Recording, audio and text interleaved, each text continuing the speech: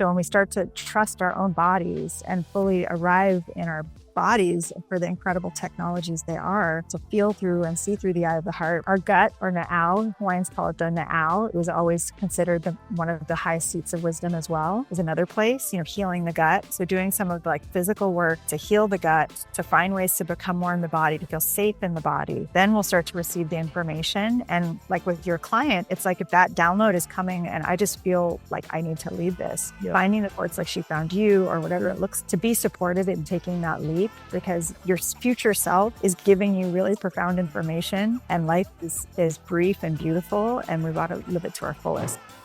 Spiritual Fitness Podcast. I'm your host, Eric Bigger, and we're back again with another episode. And I'm excited because we have a really deep, transformational conversation. And I have my guest today is Aubrey Morgan Yee. She's a futurist. She's a writer. She's an author. She has a book coming out, and she's a mother, a wife. She's all the things, but she's here to transform the collective into the embodiment of their truth, their authenticity through transformation and transparency. Aubrey, welcome to Spiritual Fitness Podcast. How are you? Well, I'm excellent, Eric. Thank you so much for having me. It's really exciting to be here and to meet you. And I love your picture in the background with Big Dream. Really, so much of my work focuses on dream big, remember that you're meant, co-dream with the earth, all of that. So yeah, I'm excited to see what wants to emerge through us. Yes. So before we get started, I want to read a quote that I came across on your social media. And by the way, you're in Fiji. It looks beautiful there. Looks great. So the quote goes, live as if the whole world is at peace. Pray as if the whole world is burning. Love like you might die tomorrow. Dream like your imagination builds worlds. Can you elaborate on that energetic, that beautiful poetry? Thank you. I'm so glad you brought that forth. A lot of the things I share in my writing come through in morning practice and morning contemplation, like this one did. And it really came from this deep understanding that, we can't live in fear and yet also are in a world that's falling apart. So those two things can be true. And we're in this moment where we have to really hold paradox and non-duality, and it's not black and white. It's like a whole mixture of gray, and we have to navigate in that really kind of tender, nuanced space. So this idea of, live as if the world is at peace, and prayer teaches us, or like contemplation teaches us, meditation teaches us that when we hold the vibration and the feeling state that we want to experience, we start to bring that into form. So that's where feeling that feeling state is really important, not to live in fear, but to live as if the world is exactly how you wish it to be. And then pray that it's burning, because you need to actually hold the care and the forgiveness and the ability to see and sort of hold those who are suffering. Because not everyone is privileged to sit in a place of relative peace and have the ability to kind of center and ground and do the work that, you and I are both committed to. And then the other pieces are just, about this, really leaning into the moment and celebrating the fact that we're alive, but, being able to hold all of those complexities and the nuance and the paradox at one was really the wisdom that was pouring forth of that. So thank you for noticing. That is beautiful, because when I think about those words, pray as the world is burning, it makes me think of the dark night of the soul that I witnessed in 2023. Living in LA 15 years, been in the entertainment industry, and realizing that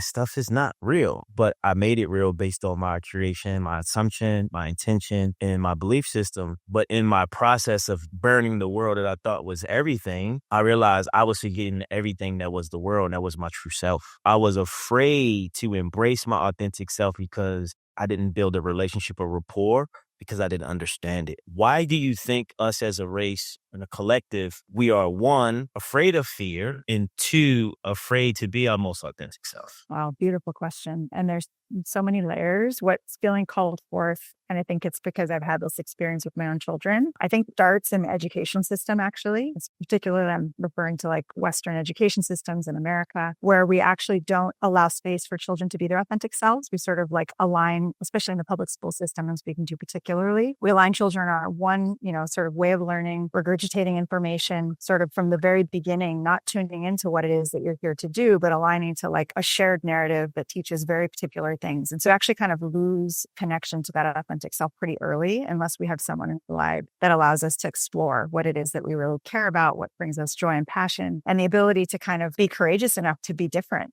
because our difference is our strength, right? And I think the entertainment industry is another example of that. We sort of have these shared narratives that are regurgitated over and over, and you see it when you're inside that world, that it's not a lot of original thought often. It's very kind of playing to marketing, playing to advertising, trying to create a narrative of what normal normal is. We're realizing like normal, like what is that? We've all made this up anyway. And our diversity is our strength. So there's a lack of practice in being authentic and sort of a shielding and a masking that starts to happen from a very early age, and some shame around like who I am really, because it might be seen as weird or not quote unquote normal, because we don't have spaces to explore that in safety often. Some people do, and some people are able to be like beacons of light in that way. And when you meet an authentic person, it's like a ray of sunshine. Like you can just feel bones, right? When you're, oh my gosh, I want that, but I don't quite know how to get it. And so there's a lot of inner work for many of us to be done around the shame, sort of the feeling of hiding. I did that for many years, lots of hiding, dark night of the soul in 2020 for myself. And it was all about like not being comfortable enough in my own skin to be proud and clear and have the like sense of who I am, like to even know who that was, because of so many years of kind of hiding it over and covering it up out of fear. Yeah. And fear is driving all the energies, the intentions behind who we are, who we think we should be. And it was interesting because when I came out of that space, a lot of fear came up with understanding that I created this life. I created this person. And prior to that, all I had was the ego dream of I'm going to make it. I'm going to be some. I'm going to write books. I'm going to be on TV. I'm going to be successful. I'm going to go to college. I'm going to graduate. Like all these things, I would say as a millennial, like these things that was put in front of me. I was like, okay, let's go. And then I got these things. I'm like, this doesn't feel the way I thought it would feel. Why am I in boat, or why am I missing a point? Why do I feel off? I feel out of alignment. And once I realized I took the mask off, I was like, this is interesting. This is scary. Like I created this. I created this life, this false life that I was living that I thought was my true essence. And then it made me go back and say, you know what? Radical acceptance. It's okay. What am I here to do? What does my higher self want? What is my soul's calling? I want fulfillment. I don't want success.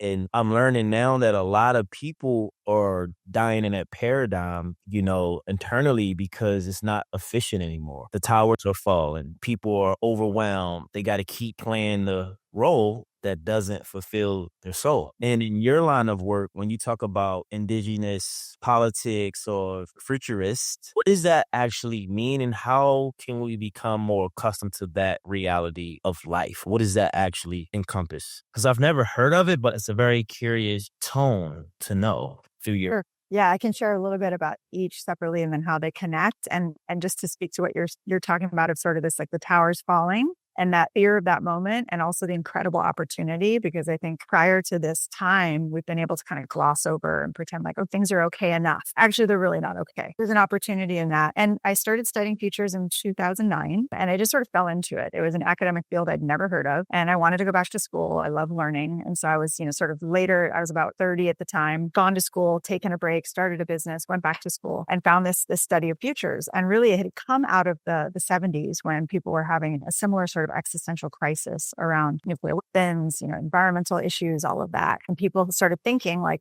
we need to think about the futures instead of just blindly going forth and trusting what the government is doing and trusting that everything's going to be okay. And realizing that we're always fed different narratives about what the future might be, what we call images of the future. So you know this from being in Hollywood. We're constantly creating images of what the future might be, and they're typically pretty dystopian. And the policies that are created and the way the world runs guarantees a certain future is going to happen unless we step in as the collective and remember that we're very powerful and co-create that futures together. So really, like when I started to figure that out as a field of study, I was like, oh my God, this is amazing. And then I happened to be also blessed, born and raised in Hawaii, to be at the University of Hawaii studying futures, which has a really robust Indigenous politics department with a lot of Native Hawaiian activists and incredible Indigenous scholars there. And what I realized in that course of study, when I started diving into understanding myself as a settler in this place, Hawaii, that had always been my home, and understanding the histories of colonialism and imperialism and empire, and then understanding that Indigenous peoples, this is a generalized term, but in general, most Indigenous peoples and Indigenous cultures that remain intact are deeply embedded and have a deep relationality with nature, whether it's through like an understanding of animism and the sacredness of earth, that is a way of being that actually counterbalances the kinds of futures that are being fed to us from the dominant systems of dominant culture. So when I could see the two of those together, it was like, oh, wow, like the futures I dream of, the futures that to me are full of our connectivity to nature, this thriving that allows everyone to have the abundance, because nature is so abundant naturally. It's a blueprint available with Indigenous peoples who never lost that thread. And so how might we sort of counterbalance repair the colonization, the histories of trauma, the horrible things that have happened, and find a way forward for new leadership that really understands that we are Earth and we are nature to step forth and lead us into this next chapter as a collective. So the to me are like beautifully married and balanced. And a lot of the work I do is supporting Indigenous activists and frontline defenders of Earth and people who are out there really, in social justice movements with whatever capacities I have to help them understand futures thinking or design thinking or systems understanding so that they can do the work they do. And I find that there's so much courage in that space that it gives me a lot of hope. It's so good because recently, maybe 3 weeks ago, I read the book by Richard Rudd, The Art of Contemplation. And after reading that book, I really understood the power of nature, the power of contemplation without any outcome, the power of pausing. And so I was talking to my healer one day. I was getting a session. She said, you need to start connecting to the elements of earth, water, fire, the wind, the mud, the trees. I'm like, what is she talking about? And so I spent some time in nature. I took the Course in Miracle book and I took another book. And I'm into grounding, breath work, all these things. And I'm like, oh my God. We're naturally abundant with nature. I started looking at it's like there's so many trees, there's so much grass, so many flowers, the birds are chirping, everybody's free. And I said, it's the ego mind that comes in and distort our perception of abundance and tell us we're not enough because we these material possessions and we build these homes on abundance of land that's been here before us, and we cover up the true abundance, which is nature. So once I started to walk with intention in that park and talk to the trees because everything has a consciousness, I would get downloads and things would come to me because I wasn't looking for it. I just was in contemplation. And it was like the nature of that environment was speaking through me to bring it out into the world. And now I can have a real reverence for nature, reverence for trees, the sun, rain, and understanding so much deeper than any money I can make, any success I can hit, or any opportunity, because it's like omnipresent. It's everywhere all the time. And yet we disconnect, we avoid, we don't give it attention that it deserves because we look at it as this is not life. That's where life stopped it. Take it even deeper. So my girlfriend, she's a womb heal. And I was telling her about my fear of the ocean because I could barely swim. But when I was born, I was a premature. I had a twin that didn't make it, right? And so she said, think about how you came into life. Whatever your mom was experiencing in her body and in her life, you felt as a baby in the womb. So you pushed out fast because you didn't feel safe. So when you came out in life, you didn't feel safe, but you was always ahead of your time because that's how you started into life. And I started to think hold up. She said, so when you get in the ocean, the womb, the water, you didn't feel as safe because how you entered the planet, right? So I was like, okay. So all this is connected, like nature is all connected to us. Like this conversation, or the art of contemplation, and how you came into my vibration. It's all interconnected. Nothing is just by accident. So now I have a different, grace and compassion for my mom. And on top of that, most of my clients are mothers and wives. So, and I feel like through that, I'm healing my mother wound, right? But I have a different perspective because I was able to slow down and look at Mother Nature through my mom, through nature. You get the connection? 100%. Yeah. It's like we don't even think. I look at women so different now because I'm like, hold up. The process that you went through within your being to have me, I didn't understand that with your experience. How can I be more one with you as a woman, as a feminine specimen? And I feel like women are the universe, like nature, like Pachamama. In your practice, on what you do, how do you connect your femininity with nature and to the planet with futures? How does that connect, the feminine specimen? Because when I think of feminine energy, I think about God energy because it's allowance, it's trust, it's flow, it's receiving, it's expanding, right? Has so many beautiful things in what you shared. And just, I think a lot about how, literally the womb is a portal of creation where souls enter a human body and then come into being in the earth. It's magic where we think about it and what happens in that space. But, I think the power of the feminine is something I've thought about for a long time. And from the moment I started studying futures, part of what we do in futures work is to understand the past. How did you get to where you are before you think about where we go and where do we want to go? And so thinking about the moment we're in and sort of the dominant nature of patriarchy and the suppression of the feminine. And when I learned about the fact that the witch hunts, that whole period in history was 600 years or something like that. I mean, we're talking about a long period of time where women were literally burned and and like stake for being herbalists, for being connected to nature, for sharing natural wisdom. And prior to that was a lot of goddess worship. And it was really about women being, sort of matriarchy holding the space of leadership. And so that whole history has been suppressed. And there's, this deep kind of wound in the feminine of fear around being seen for our wisdom and our capacity to connect with nature and to have this empathetic interrelationship with Mother Earth. And so that's something that we have to really reckon with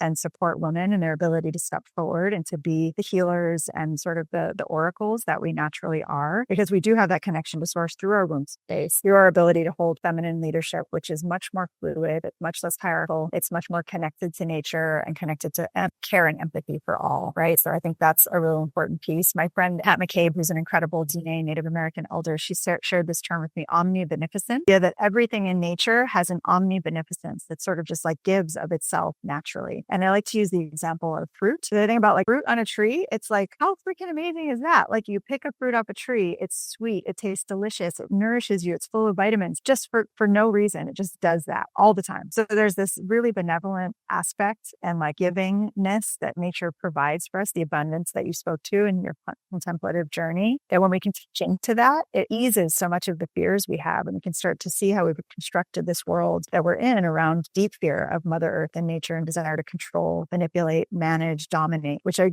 do believe really comes from that concentration of power in the hands of patriarchy. And it's not to say that like men are bad or masculine is bad. It's idea of power over that expresses itself through what we understand and experience now as patriarchy and sort of typically dominant male leadership. If we look at sort of the world stage and the way that leadership has been concocted and sort of enacted in this time, but it is that power over, that desire to dominate and oppress, starting with nature and then moving to women's bodies. So I think, when we start to remove that and see that like we're actually in communication with the mystery, the beneficence of nature, the abundance of this earth that we've landed on, it's this temple planet is incredible. Our bodies are incredible machines, like no AI. I've listened to Greg Braden speak about this in his book about being fully human. And I totally subscribe to that idea. Like we're not even fully human yet. We're sort of giving away our power to some of these other technologies, thinking that we're not enough. And I think that goes back to this authenticity piece you spoke to at the beginning, where we're taught that who we actually are is not enough, not good enough, shouldn't be seen. We have to hide. We have to conform. When we get rid of that and we start to remember the abundance that is, it just unleashes a whole new ability to be creative and, enjoy in our lives. Wow, that was beautiful. That was a TED Talk. Thank you. Because there was so many these pearls of wisdom and so many things come in. Like I think about Mary Magdalene and Yahshua, right? That story. Love Mary Magdalene. One of my faves. Yeah, how they treated her. She's supposed to have been this type of woman. And I've heard, I don't know how true it is, Albert Einstein and Carl Jung, their ideologies or inventions or intentions came through their wives. It was their wives who channeled that. They gave it to them to push out into the world. Yeah, I don't know that, but I could see it being true. Yeah, I was like, oh, this is interesting. And then I started thinking about in my journey of, contemplation, really understanding like life, I'm actually feeling life and not experiencing life. So I was experiencing gratitude, like, oh, I'm grateful, yes. But now I'm actually feeling gratitude in my being. And my challenge has been, I've been so in my crown, up here in the spiritual realm, but I'm not dropping the knowledge in my body so it can push out. So it two up here is going over people's heads. So I'm like, oh, everything's in my body. I'm leaving my body to go up here to get this information, but I can't transmute it the way because I'm not bringing it back to being my present. Oh, what am I afraid of? I was like, oh, I'm afraid to feel. Totally. A girlfriend gave me a compliment one day. And she's like, my comp not for your mind, it's for your body to receive it. How the body keeps the score. And I think as humans, as collective consciousness, we are one body who we keep deflecting and distracting from feeling what we feel. Right? Wherever we're not, we don't want to be in our hearts. We're on our phones. We're on social media. We let AI and Grubhub and Uber take over. We're not even feeling like humans anymore because we're so disconnected. What do you think is the real way for humans to get back into their body to have this full body human experience? What you think is the most simplest thing that we can do right now, all of us, to make that something normal? again? That's such a beautiful question, and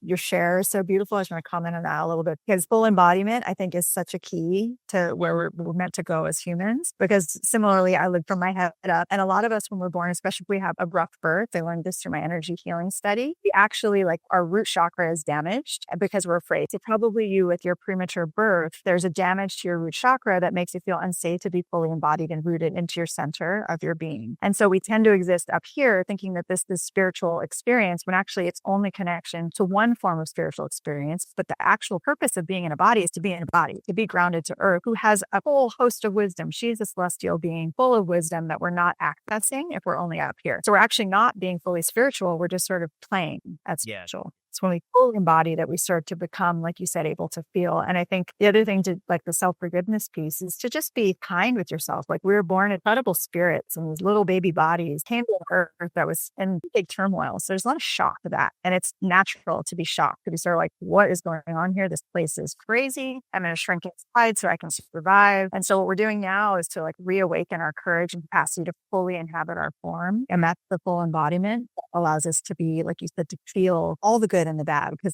it was scary to feel the grief of seeing what was happening to our planet, to each other. We may have been families that were very traumatic, all kinds of stuff. So full self-forgiveness for that. And we get to move forward to something else. So for me, what has helped me to really become fully embodied, breath is massive. So my ability to understand working with breath work, I do a practice most mornings where I just do a simple, like 10 breaths, 20 breaths, 30 breaths, deep breaths into my belly, what I call activation breathing. I was trained with the Awaken Breathwork method with Pella and Lucas. Some people may know them. They're amazing. And so I do that every morning to just like feel like, okay, I'm awake, I'm alive. It oxygenates my body. I also think contemplation or prayer is another way to become really like in your body. And I do that every morning too. Mary Magdalene's, she's my jam. So I reconnected with my estranged Catholic past by saying the rosary and understanding that the Marys were actually a group of priestesses that went by the name Mary. And that meant that they were a high priestess in that order of the Marys, and that they actually were, worshiping the goddess Earth and all of this. So we have a whole podcast about that sometime. But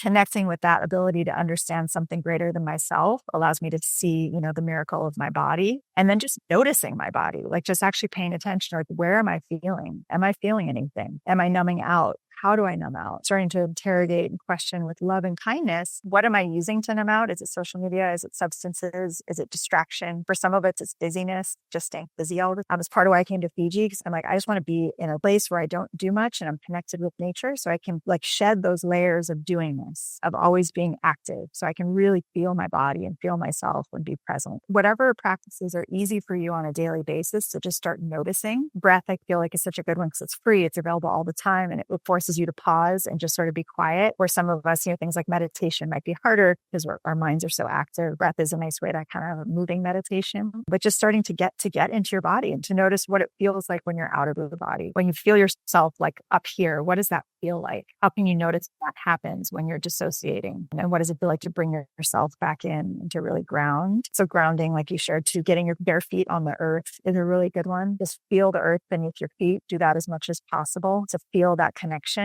There's lots of different simple practices, but wherever you can begin, it's a great. Yeah, it's beautiful because what I've come to realize was the more I slow down, the more I expand. Yeah.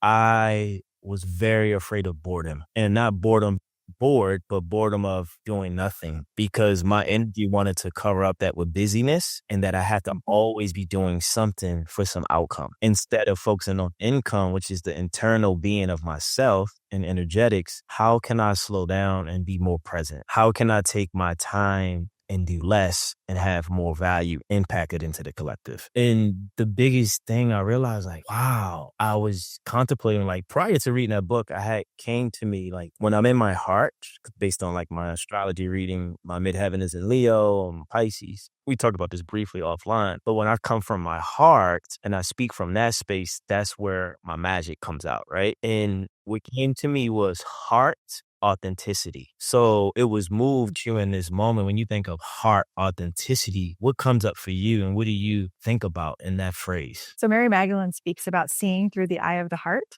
It's one of her teachings. And it's this understanding that the heart is a etheric organ of our being that's beyond just our physical heart. It's the heart space. And it's been described by the Rosicrucians as actually a 12-petaled lotus. And we're born, Rosicrucians are an order of Christianity that came out of the study of Mary Magdalene and Yeshua, like the original study of what they call the Book of Love that was said to have been written actually by Yeshua, not by people who came after. And it was these different teachings that really teach about the heart and the heart space and the ability to live through the heart. So the 12-petaled lotus, we're born with 6 petals unfolded. And then our practice in this lifetime, if we're, in contemplation and connection with nature and, connecting to ourselves and each other, those other petals open. And then the heart becomes a seat of knowledge that actually can pull information from the universe and bring it into our being. And so it's actually more powerful than the mind. And in many ways, it serves the heart. And we have it the other way around in culture. So we see the heart as sort of this like emotional thing that doesn't know what it's doing and can make bad decisions. But actually, it's a very powerful sense-making organ. Once we tap into it and are able to feel through the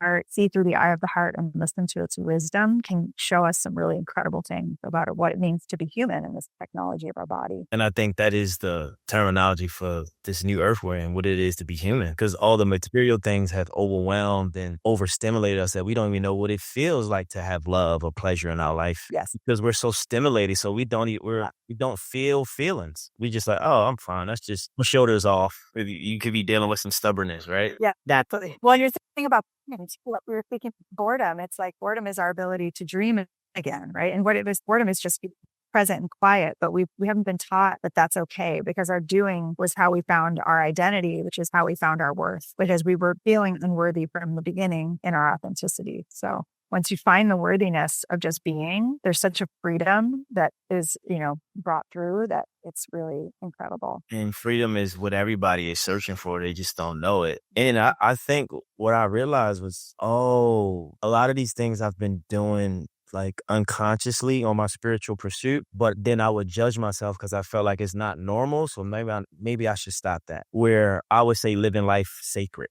Like before I get on the podcast, I pray. Before I go to the grocery store, I pray and tune in. Before I walk outside, I thank the sun. And I would do it in spurts. But then I would stop because my unconscious like, what are you doing? Like, that's what now that I have like mentors and people who are higher frequency that's done this work. And it's like, no, live your life like a ceremony. You'll have a, and I'm like, really? Like, I'm in this new class, activating like my frequency and taking it higher. And there's a moment that I discover within my being when it's quiet for a long time, I get uncomfortable in my body, or I go to sleep. And I'm like, why can't I stay awake for an hour? What is happening in my nervous system while I'm falling asleep? Even though it's okay, but why do I do that? Why can't I just be fully present for this hour if the facilitator is talking for 38 minutes and another, and what is my body and nervous system afraid of? And presence is where the real power is. And I'm just thankful for what you offer to the world. Can we talk a little bit about your podcast? Because you have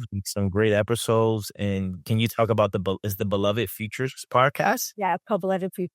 Yeah. And it really just came out of a realization. I love listening to podcasts. Like, I'm always into them. I love consuming them as media. That's like, you can choose what you want to listen to, and some really deep, beautiful conversations. And then I realized in the work I was doing, globally, working with all these incredible humans that are doing really powerful things to build new futures that are just beautiful visions, and how so much of our mainstream media is so negative and it's all about dystopia and sort of like what's wrong with the world. I wanted to just like offer as, sharing out all these people I get to know in my life that I feel so lucky to be around, to share their stories so other people could see like, wow, there's a lot happening out there that's good. Like, there's so many of us around the globe, like these little points of light that are just quietly doing our work, and showing up each day and bettering ourselves and our families and our communities, some more famous than others, but all important.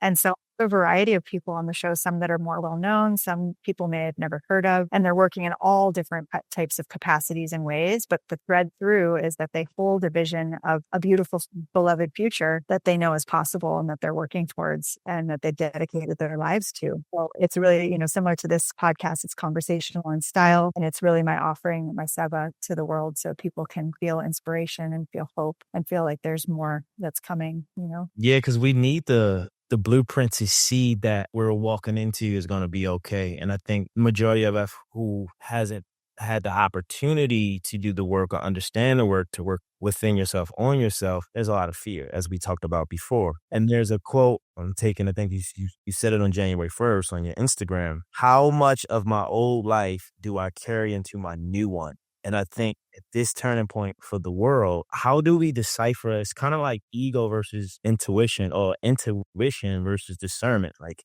how do you decipher, like, as I move into this new path, this new phase, what do I take and what do I leave? How do you know? I literally just had a client who just stepped down from a big position in her business and her like CEO. And she's like, I don't want to do it no more. I just want to live a normal life. I want to sing and be with my little girls. I want to be with they're teenagers now. And she's 50, like her and her husband built a very successful business. She in so much fear. But I said, this is the best decision for your soul. So if we're speaking to her or whoever's listening that's in a transition, because I always attract clients when they're in a transition, whether it's divorce, new job, new career. How much of my old life do I carry into my new one? Yeah, that question, I love that inquiry, and I sit with it all the time. And I think it applies to our whole society, right? As humble on certain things, we'll remain and we'll work with them in different ways. But I think it's about that embodiment piece, going back to that, because we can't really make that decision from a place of just being in our mind. We have to be fully sort of in our bodies and understanding ourselves to be able to feel and hear what our bodies are telling us. And our bodies really do give us information all the time. And the piece you're saying about intuition versus discernment, one of the best descriptions I heard about intuition was intuition arrives with no story. So it arrives as a thought with no story attached. If it's got a story attached, like this is the idea, oh, but what about, or have you thought about, or when this happened, that happened. Any sort of story attached means it's your ego or your mind, not intuition. Intuition is a direct line to spirit, giving just drop-ins of information. So that's one way to kind of tell, is it thing to me, or is it my mind kind of telling me a story and discerning that piece? And I think that starts to arrive more to us when we become more embodied. So when we start to trust our own bodies and fully arrive in our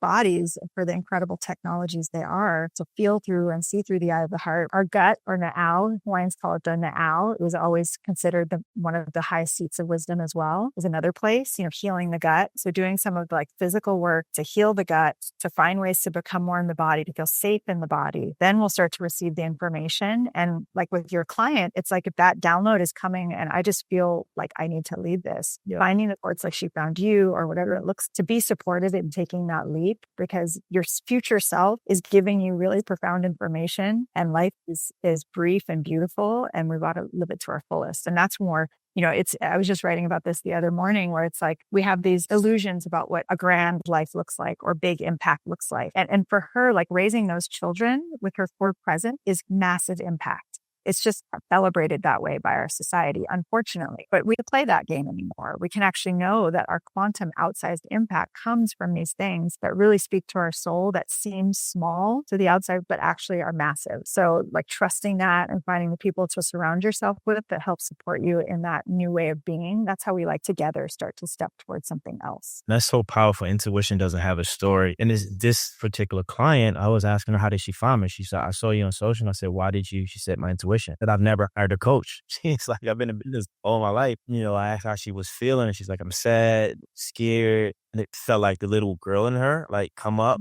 But I think the powerful thing about it is that the more, and I want you to speak on this before we, in this episode, it's like the more we get people into the alignment of their soul's assignment, I'm not sure what the frequency of the vibration is. Like if you could get 1 to 10 people into like a frequency of, and then push out to the world, you don't need everybody in that vibration, just a few of those people, we can change the collective. And I said, your soul purpose and you spending time with your kids and being present, that's going to give you so much fulfillment than any money, than any opportunity that you're going to get by staying in that position of business, because your soul is calling you back home to yourself, to like, you want peace, you want freedom, and you've done the work. I said, you be 50 next year. So it's like, hey, you did what you had to do. You're successful business person, mom, wife. Let's give yourself back the joy you gave everyone else. Let's live in that. So that was a beautiful thing, like, right? Getting in the body and feeling, because I think a lot of us are like that, especially with all these astrological placements changing and things are just, what do we do? I don't know what to do. And we let the logic mind take over. Got to get into the bodies. We got to have embodiment, and we got to have you in our life. Is there How does someone work with you, and how do we get into your vortex to be a part of your energy and what you offer to the world? Oh, thank you for that question. So my website is ourbelovedfutures.com. And I've got the book that's coming out in October, which will be the same name, Our Beloved Futures, which is really a lot of what we've been talking about was in the poetic writing that to me really works at two levels, like through the reading and also the like frequency experience of the words. And it'll be an audiobook as well. And then we're going to be holding workshops coming up. One of them is called Interbeing. It's a new cohort I'm launching with a friend that's really around that idea, concept from Thich Nhat Hanh of interbeing, that we're all interconnected.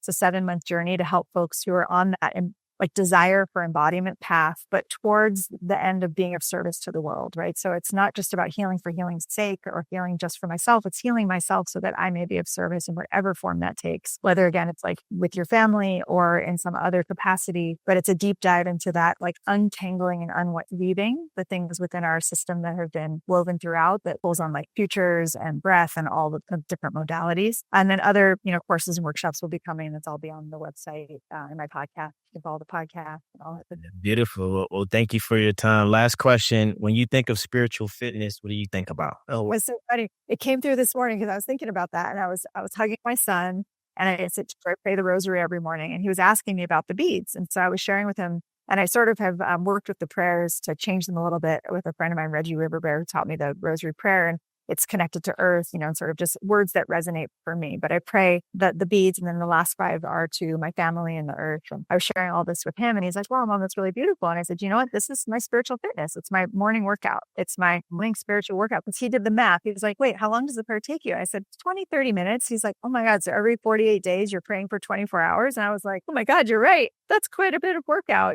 but it grounds me. It connects me to the earth. It connects me to my family. It connects me to joy and gratitude and to a sense of service to other and to myself. And yeah, so that's my spiritual fitness. Wow, that's beautiful. And honestly, that's what spiritual fitness is. It's the autonomy of your soul that you trust and believe and that you move forward in. And it doesn't have to be what I think or someone else that looks a certain way. It's customized to your soul's essence. And the more you do that over time, you create something through that cohort to take you to another extension of yourself and become spiritually fit of you. Like your muscles in the gym. It's the same thing. You guys, yeah. So but hey, reps and set. They said repetition is the mother of skill. So yeah, it can be as simple as the walk you did through the forest. To have a particular prayer practice or movement practice, just walk. Just walk. Yeah, that's spiritual fitness. It's however you feel in your body to trust that thing. Like, oh, my body's telling me to go for a walk and drink water and call my mom. Okay, that's just spiritual fitness. Or another one I've taught our kids is to thank our water every morning. Glass of water we have, we say thank you to the water. It's water holds memory, and it's this incredible thing that nourishes our bodies. We just give it some thanks. We thank our food before we eat. Really simple practices that just start to create a spiritual feeling in our life. Not a spiritual fitness. Aubrey Morgan Yee, thank you, everybody. Follow her, get into her energy. This was a phenomenal episode. Thank you again. Spiritual Fitness Podcast. People subscribe, share, download this episode, and I will put all her information in the show notes. This is it. Thank you all.